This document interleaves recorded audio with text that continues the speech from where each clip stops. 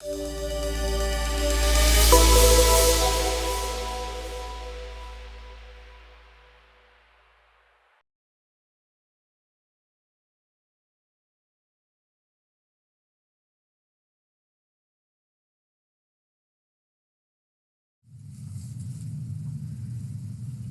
state your name, your affiliation, your position on the bill.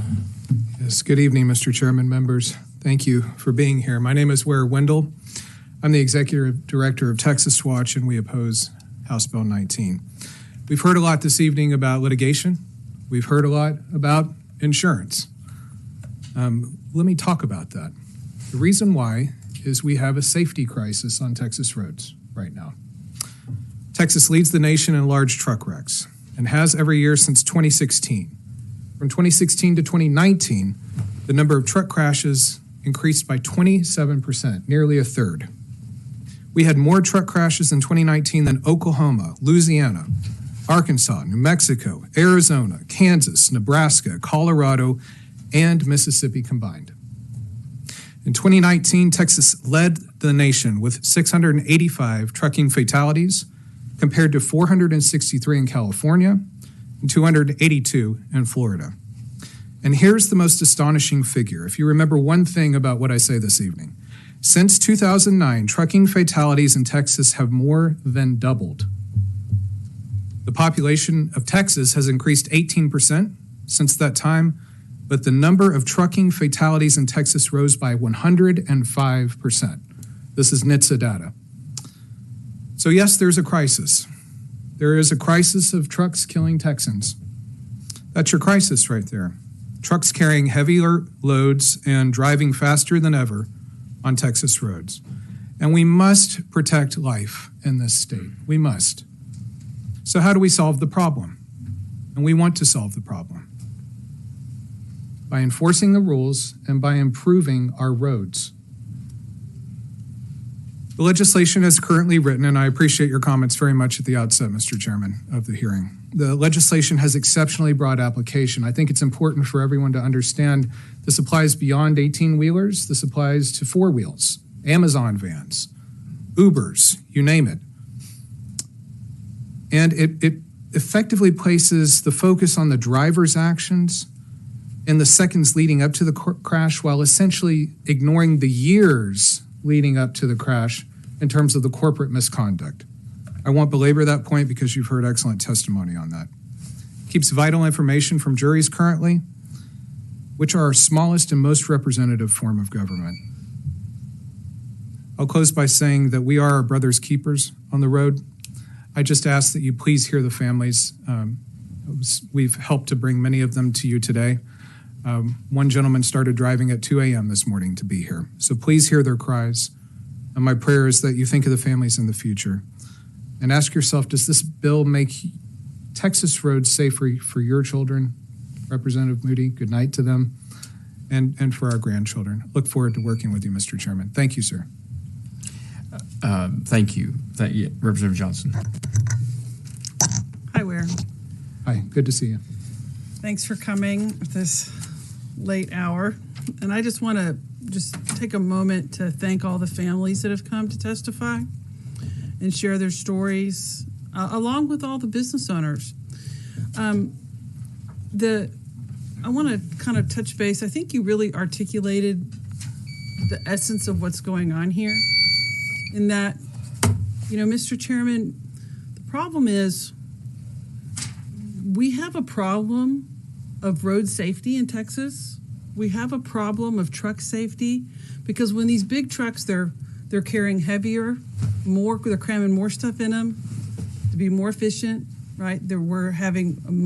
Texas is a great business state. A lot of these businesses are thriving. We've heard testimony, more. With our commerce going, we have more trucks from Mexico to going to Canada and everything through and all around. And which is great for our state. Great economy, helps our state budget, but people are dying. And when you impact one of these big trucks, you're not going to be on the winning end most often. And so we've heard so many sad stories from all these families of just profound loss and impact because of unsafe trucking practices. We've also heard profound stories from business owners trying to make it and trying to address other lawsuit targeting, or you've heard we've had a target. But this bill doesn't address those concerns, does it? This bill isn't going to reduce their insurance premiums. It's not. In fact, it could raise insurance premiums in the sense that there will be less incentive if the bill as written, and I know you're contemplating changes. I don't mean to speak for you, Mr. Chairman, but that's what I heard you say. It's okay. Everyone else has been today, so. No, well, I think very highly of you, sir. And Just kidding. Okay. Ware, go ahead. If we reduce the number of incentives for companies to do it the right way, and many companies do, most companies do. I am not anti-trucking company. I am not anti-trucker. I like to say this is the one of the last jobs where you don't have to go to college to be able to send your kid to college as a truck driver. Right. So I'm concerned about what it means for all of them. If some companies are cutting corners, what it means for their insurance premiums as we have more claims over time. And we have a wealth of knowledge in this state from safety experts. You heard from Jay Crossley earlier from Farm and City.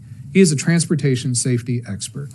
Adrian Shelley, Bay Scoggin at Texpert, transportation experts. I would commend to you the Institute for Safer Trucking. They are the national experts. So we have so many safety advocates who can help you solve this problem. I will say speed limits are a big part of it. They really are. The number of work-related stoppages that we have on our roads where traffic has to come to a screeching halt, and we see that back up. I haven't been able to see my aunt in San Antonio for a year, but every time I drive from South Austin to San Antonio, we come to a stop suddenly on 35, probably 3 to 4 times along that relatively short trip. Mm-hmm. And so this is an infrastructure problem. We've heard a lot about infrastructure, right? So this is a big issue. But not a lawsuit problem. Well, I think that we have lawsuits coming because you've heard from these families. And so are there any? Is your position where that there's no problem with our current civil justice system in this area? There's no abuse. There's no frivolous lawsuits being filed. I can't say that, Mr. Chairman, because I'm not familiar with every lawsuit. I trust our judges. We've got great judges in this Absolutely, state. we do. And I trust our juries because as an article of faith, I'm one of these people who believes in all the Bill of Rights, 1 through 10. But you're not answering my question. Is there lawsuit abuse in this area? Yes or no?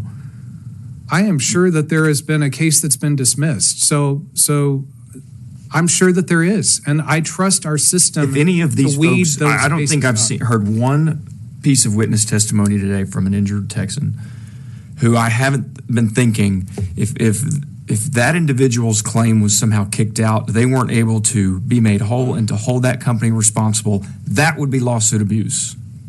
And I've heard you very clearly as to your intent on this bill. What I'm talking about is what I think is going to be the effect of. But I am not of the opinion, like if there was a judge out there, and I assume they're out there, I don't know who they are, but I assume there's a court out there that has kicked out a legitimate claim, where there's a Texan who has felt like they haven't been able to have their day in court or seek full damages or hold a company responsible. And I want to know about it so we can fix that. I hear you.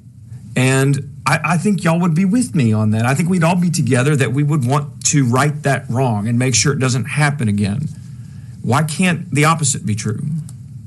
Because the way that this bill is structured right now, it's going to leave a lot of people out of any remedy. And the bill needs fixing, and the bill will be fixed. You have my commitment on that. But I've got to understand from your perspective, where do you believe there is a lawsuit problem that needs fixing? Because if there's folks out there who believe that there is no lawsuit problem, that we trust our judges, which I do too, we got great judges, and we ought to just let them fulfill their gatekeeper function and give them all the discretion in the world, then why would you even want to engage with us on making this bill better if you don't admit there's a problem? Candidly, I would like to engage with you because if the bill should pass, I want it to hurt as few people as possible. That would be my reason. I don't want this to hurt anyone. We have walked with these folks that have come to you here, sir, and it rips your guts out. the pain that they have been through. And I have been through so many of these discussions, debates through the years, and I still get the phone calls from the families who are left out from our system, sir. And I'm telling you, I get those calls too as the chair of this committee. And I've listened intently to every single one of the folks who've testified today, the folks who've written, every single one of them. You call me, I'll talk to you individually about them, and in many cases I have. And I view it as my responsibility as chair of this committee, and I know the other members on this committee take it seriously too, to make sure that every one of those folks has their day in court. Full access to justice, full unhindered access. But we shouldn't ignore those companies who feel like when they walk into a courtroom, the playing field is not level. Shouldn't ignore them and their employees. That gentleman who said he had to lay off 205 employees. It should keep us up at night that they were terminated, that they had to go find other jobs, that they couldn't support their families. That's a problem too. I am committed to working with you every way I can. I appreciate the open door from your office. And Always. I will always try to get you, and I think other members on this panel whom I've worked with will probably tell you, I will always try to get you the very best information possible that I can to support this body. Ware, Good. Thank you, Ware. I want you to address one other thing. I'm sorry that you're so late in our testimony. No, I'm glad to be here. I'm sorry, Mr. Chairman, but he's an expert on some issues, and I really Go want ahead. him to be No able to apologies. address a few things. I do think that we have to balance all of these issues. We cannot compromise the safety of the people of Texas. We can put procedures in place. I want to just one comment that you made. We can put procedures in place, and I look forward to working with you. I don't want a frivolous lawsuit more than anybody else. Nobody wants that. I'm a business owner. None of us want that. So we share a common goal there. And I certainly agree. There are certain circumstances where lawsuits should not be filed. There's no doubt about it. I will give you that. But I don't think we compromise the safety of our roadways and put the safety of Texans when we're at the highest point of trucking liability, of accidents. I don't know if this is the right mechanism to address that. But I want to go back to another point of the bill that we haven't talked about in a while. I'm very concerned about, which is the periodic payments. One of the things that we've heard all this devastation from so many families, and we've been focused a lot, and the recent witnesses have talked about just the evidence and the sliding scale and the shifting of negligence standards. But let's talk about the impact of the periodic payments, what that will do to families to try to take care of their wife, to take care of the brother who has chronic cerebral palsy by not being able to get their proceeds to invest how they seem fit. Can you just comment on that, please? I shared some of these concerns with Chairman Leach, and I appreciate you listening to me during our conversation last week, Mr. Chairman. If the court gets it wrong, well, no, let's back up. First principles. The jury finds for the plaintiff, right? That award is their property. That is their property to do with as they see fit, to take care of their needs. Because frankly, this is more of a big government approach here. If we're going to say that now the defendant can make the motion and the judge shall entertain it. I read a shall in there. I'm going from memory. I can pull the bill up, but I think I'm right in telling you that. It is a shall. It's a shall. And so now the plaintiff's property is subject to how that judge chooses to dole it out over time. I believe in our judges. I think our judges do a great job. Sometimes they get it wrong. If they get it wrong here, though, it could have a profound impact on care for that family. And we have to understand as well that this isn't static and it's not even linear, right? I mean, there are advances in medical care and medical technology that we can't foresee 5 years down the road, 10 years down the road. Maybe now there's a therapy that would help Mrs. McCart, whom you just heard her story, right?